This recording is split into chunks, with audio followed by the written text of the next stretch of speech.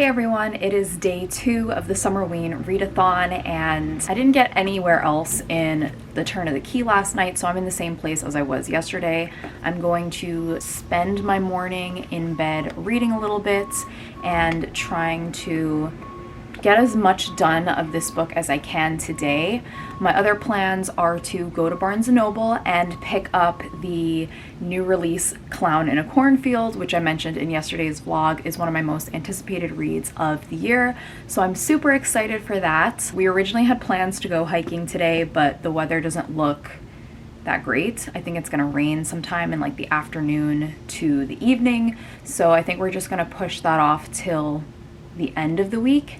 And today is just going to be focusing on my reading and also getting some other things that I need to do done. So let me go ahead and film some like footage of me reading because I realized last night as I was editing the first day's vlog, nothing happened. It was literally just me talking to the camera, giving my TBR, and then doing like 2 updates, but not actually showing footage of me reading. So I feel like I'm going to try my best to do better in today's vlog and the rest of the week's vlog.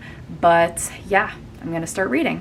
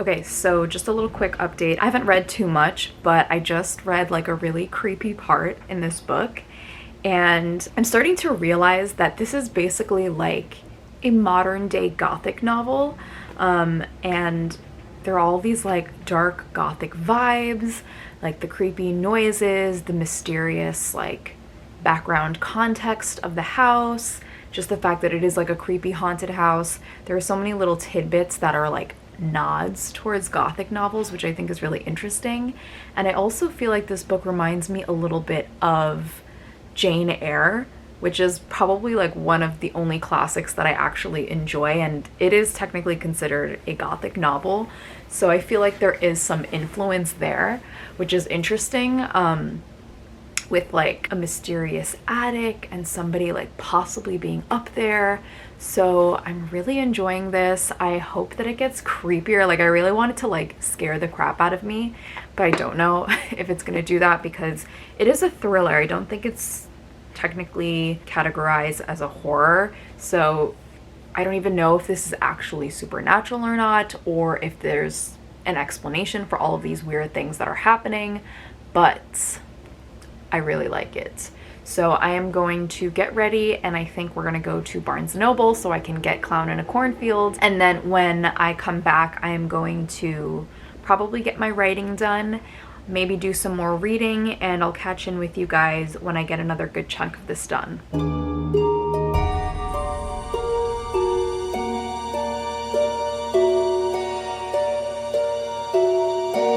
Okay, so I am back from Barnes & Noble, and I wanted to do like a mini haul for you guys. I just got 2 things.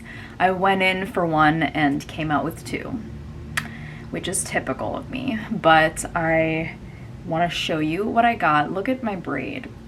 It just completely got messed up. But the first thing that I got, which is what I went there for, was Clown in a Cornfield by Adam Cesare, and I am so excited to read this. This is going to be like my immediate pickup after I'm done with Turn of the Key. So once I'm done with that, I'm gonna try my best to finish that today. I have like 120 pages left of it.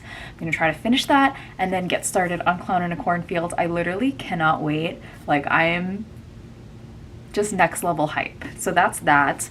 This is going to complete my reading a book with a creepy cover challenge because it has that creepy clown face within the cornfield. Spooky. And the other book that I got was the Hocus Pocus book. This is really thick, you guys. I know that this contains 2 novels in it. It has the Hocus Pocus story, so like a novelization of the film, which is literally like one of my favorite Halloween movies of all time, if not my favorite Halloween movie. So I do want to read this like when it gets closer to October or fall. I want to read that. And then they also have the Hocus Pocus sequel, which I don't know anything about. I think it takes place, it says 25 years later, Max and Allison's 17-year-old daughter. So they literally have a child, which is just all the feels. Her name is Poppy. She finds herself face to face with the Sanderson sisters in all their sinister glory. When Halloween celebrations don't quite go as planned, it's a race against time as Poppy and her friends fight to save her family and all of Salem from the witch's latest vile scheme. So I am like really, really excited for this. I cannot wait for fall to hit us, for the cold, crisp weather to come, sweaters to be brought out, and I'm just going to read this then. This could actually work for the Summerween Readathon, but it's just really thick, so I don't think it's conducive for this type of experience, so I'm not going to read this just yet. But yeah, these are the 2 books that I got today at Barnes & Noble. I'm literally like filming all of my clips here in the bedroom because I just can't outside. I haven't like tidied, so I don't want you guys to see the intense mess out there. Plus, you can hear my husband playing video games in the background, and the cats are just all over the place. They are just driving me crazy right now. They're in that like terrible twos phase where they just go insane. So here is just like a sanctuary where I'm gonna do most of my filming for this reading vlog, so I hope you guys do not mind. But I'm gonna go back to reading Turn of the Key, and I will update you guys when I have read more of this. Okay, so update, it is later on in the night. I think it's like 7:30 right now, and I just finished the Turn of the Key. Oh my god, you guys. I ended up giving this 4.5 stars. I really, really liked it. I really enjoyed it. It gave me some nice, creepy, gothic novel vibes. It had like a nice, eerie, haunted house kind of premise going on, but there were some really interesting like twists and turns kind of. And I don't know, it was just like really easy to get through, and I found myself wanting to know like what the mystery was and like what was going to happen. So it was definitely like a really good first read for Summerween, so I'm so glad that I picked this up. And yeah, I don't know, I think the only like con, I guess I could say, is that the main character makes some pretty stupid choices in this book. And I've said this in another vlog where I was reading another thriller book, but I don't really fault the author or any thriller author for falling back on that trope, because majority of thriller plots would not exist if the characters didn't do stupid things or make stupid choices. So, you know, I guess people make mistakes is kind of like where I'm going with this. So it is kind of realistic in that sense, but there were some things that I was just like, come on, like really, are you really gonna do that? Like, really? So that was like my only like flaw with this.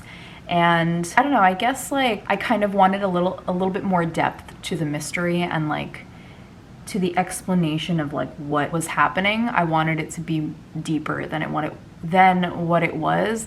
But overall, I thought this was an excellent read. I highly recommend this. I think this is so much better than the other Ruth Ware that I've read. I haven't read any of her other books, but this is making me consider picking up some of her other novels. So yes. So I need to go prepare dinner because my husband is coming back from work soon. I need to start on that. But this is my next read. I am so excited for this. Like, you guys have no idea.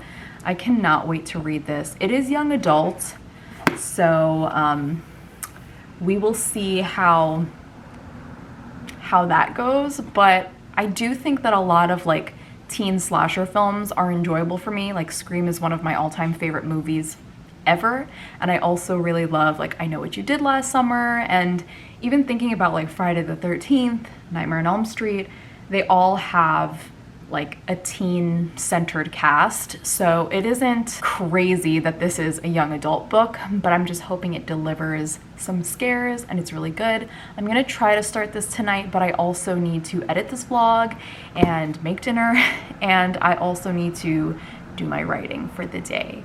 So we shall see how that goes. I'm going to sign off now, just in case I don't come back later. So I will see you guys tomorrow in my next vlog, but for now, bye guys.